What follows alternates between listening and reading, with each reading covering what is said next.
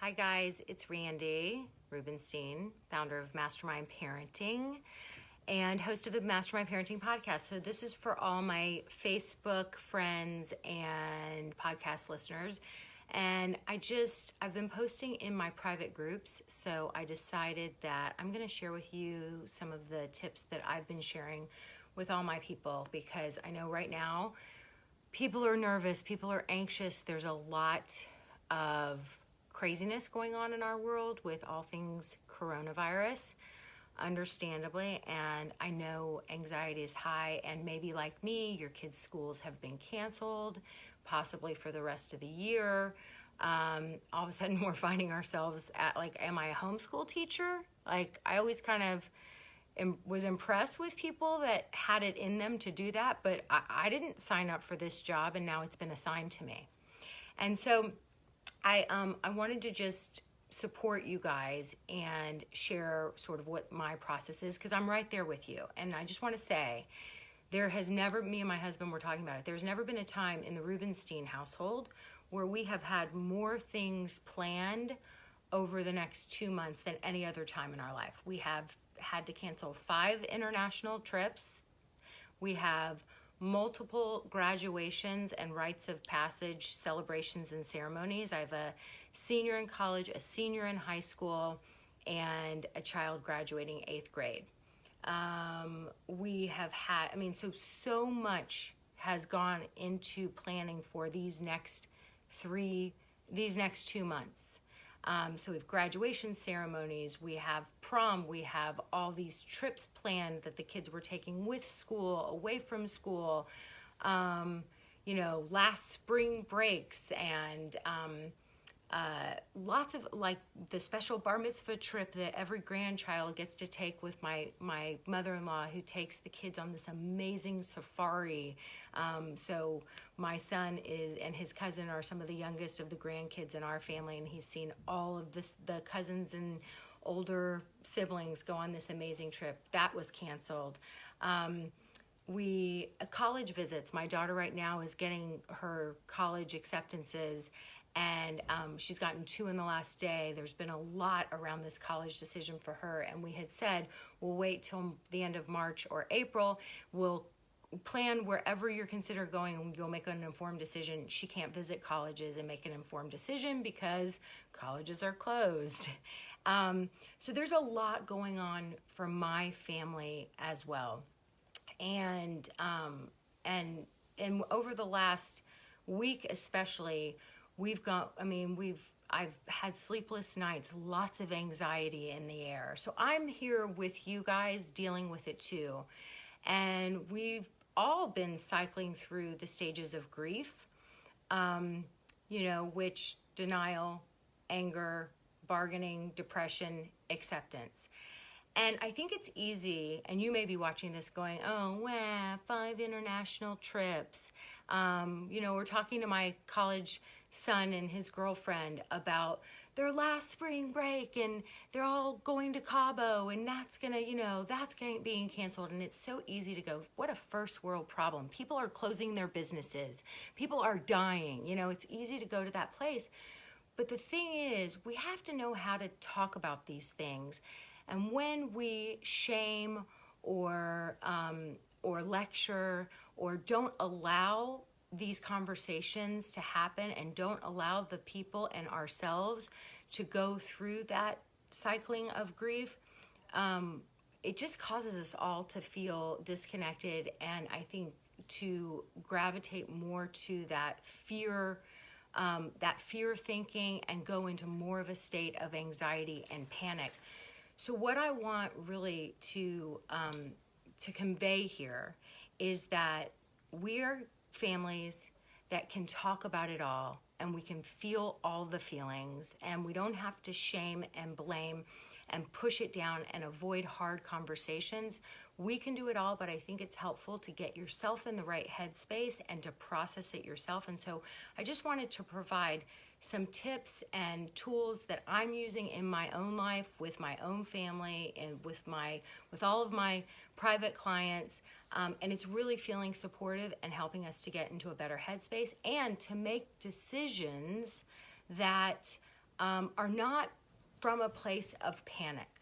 Because remember, calm people solve problems.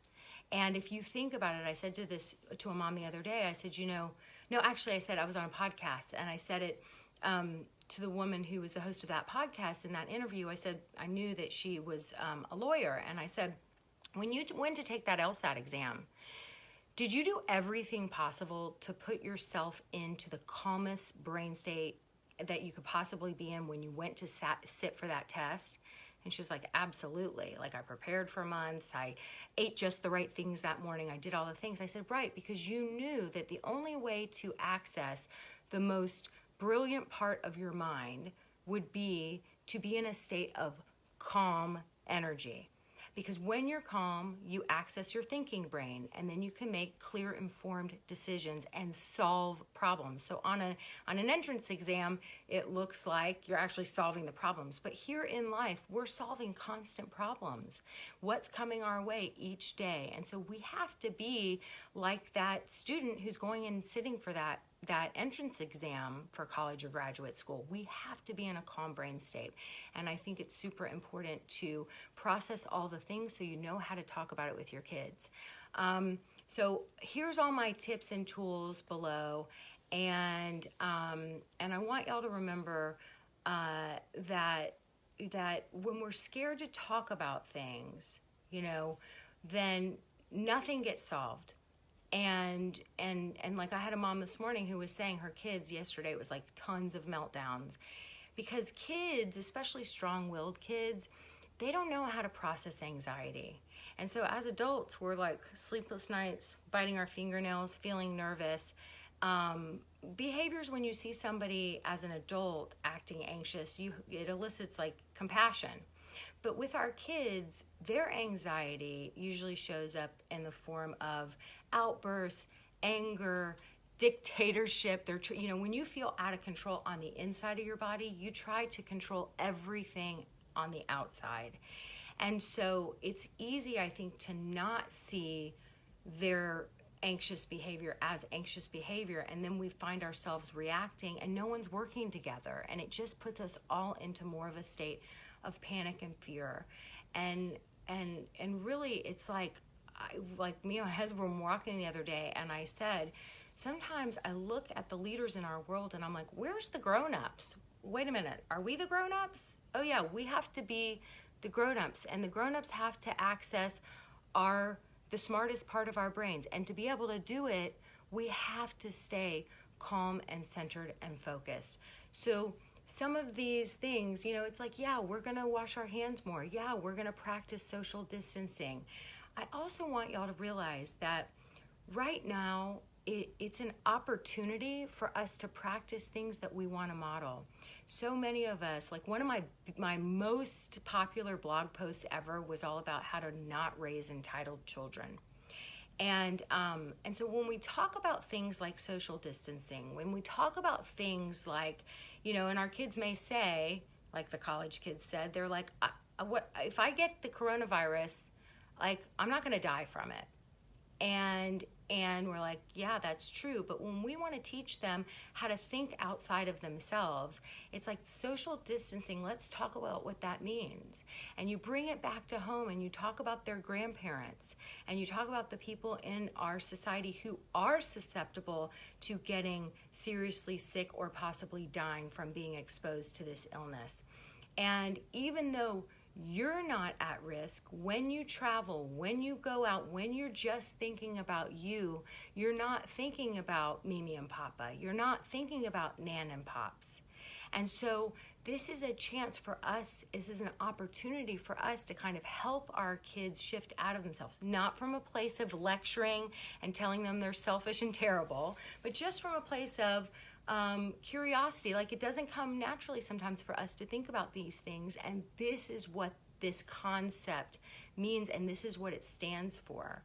And so what we're doing right now is we're coming together as a community. This is an opportunity for us to hunker down in our homes, spending time with the people we love, getting back to basics of watching shows together and playing cards and playing board games and things that a lot of times we wish we had time for, but we don't, right? We're busy in life. And now there's this opportunity where it's forcing us to spend more quality time with the people we love. And so we start to shift our thinking in seeing it as an opportunity to teach our kids to think outside of themselves. So I want y'all to also remember, the only thing we truly, yes, you want to plan accordingly, okay? And like I was at Costco, many of you probably have been there, where they're like, oh, if you want toilet paper, you better get here before it opens because that toilet paper's out. And I'm like, okay, what's the big run on toilet paper? Like, if God forbid we should run out of toilet paper, couldn't we find other ways to wipe ourselves? Like, we don't need to panic about freaking toilet paper. That's my point. So the only thing you have control over, really, honestly, is your thinking about the current situation and this present moment. And when we are the calm grown-ups, we're like, what's the next right step, and the next right step, and the next right step? And so, like the mom this morning that was talking about her kids having all the meltdowns, they had to cancel a Disney trip. And again, it sounds like a first world problem. We could go into telling our kids all the things. People are losing their businesses. They can't pay their bills, blah, blah, blah, blah, blah. But it's disappointing for a kid. Disney World is like, they've been looking forward to this all year long, and to be like, it's super disappointing. Like, you wanted to go to Disney World. You've been looking forward to this for months, and now it's not happening. And it feels super unfair. And you hate that. You're upset about it. It's really upsetting. Okay? That's how we talk about it. That's how we show up. Now, do we just stay? What happened? That's empathy.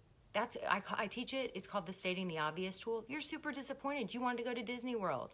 My daughter, you're super disappointed.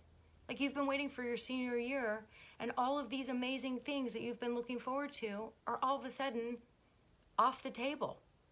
Like, that really sucks. And she's like, yeah. She's like, I wasn't really thinking about it the last few days, because she was in the denial stage of grief. She's like, and now, like, I feel depressed and a little angry. I'm like, you're going through the process of grief for sure. And we talked about it, and I met her where she was. And you know where we got to when we were sitting yesterday at the kitchen table, her and her friend and me, as they were talking about it? Eating cookie dough. And I joined them eating the cookie dough, and it gave me a stomach ache. Yeah, totally sucks. And then I got to, after I'd empathized enough, I got to the problem-solving part of the productive conversation. And I helped her to start shifting her thoughts. And I said, and it could turn out to be sort of a 2-month play date with some virtual learning with your best friends. And I don't know, there might be some upsides to that.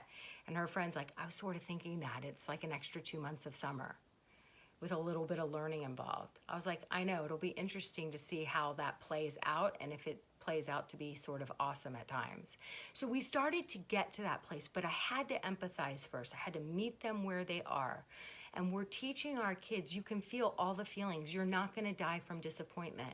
Like, yeah, it's super disappointing, but we don't say you're not going to die from disappointment. You're like, yes, it's messy being a human. We have positive emotions, negative. It's disappointing right now. You wanted to go to Disney World.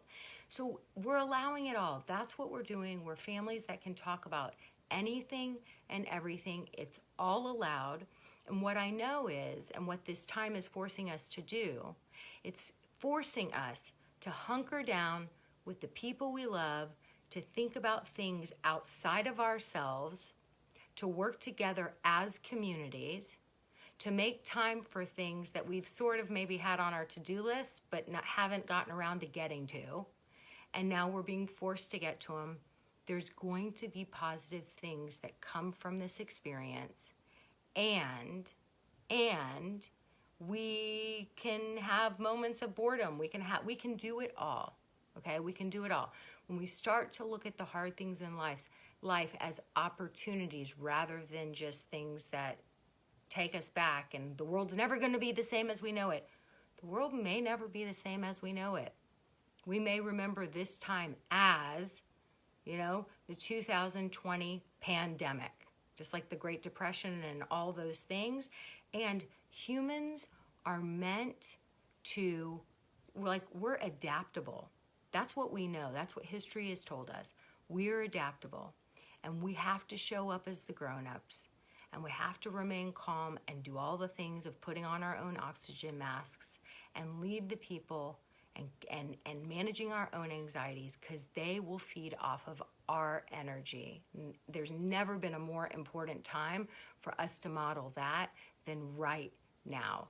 So I invite all of you guys to see this as an opportunity to lean into all the things of what it looks like to be a grown-up, to be a positive leader. This is our chance, especially as parents, especially as moms, to take back our power of what it looks like to be a positive leader. I know that we all feel like we could use more of that in this world. So let's all do it in our homes. And what's it going to look like collectively when we're all doing it in our homes, when we're all showing up, thinking about our community, thinking about being part of the solution instead of succumbing to the fear and adding to the problem. Thanks, Betsy. Thanks for being here. Okay, guys, that's what I've got for you, and hope it was helpful. And please feel free to comment or ask me any questions, and I will definitely respond. Have a great day.